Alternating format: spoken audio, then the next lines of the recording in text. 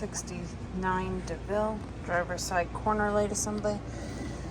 Lens is intact. There's just some like dirt or whatnot on the inside. Not a big deal. This is under the fender, so you don't really see that.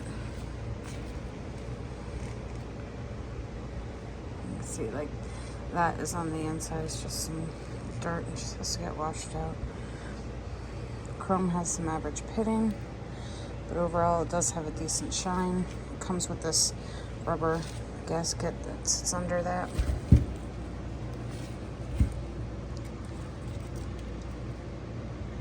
So, the lenses are all intact.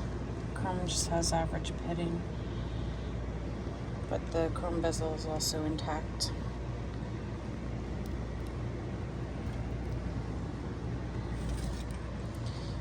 So it comes with this rubber gasket filler panel that sits underneath it.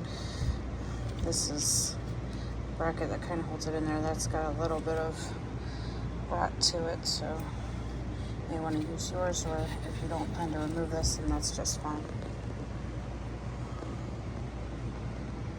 So you can see all of these tabs on here are all intact.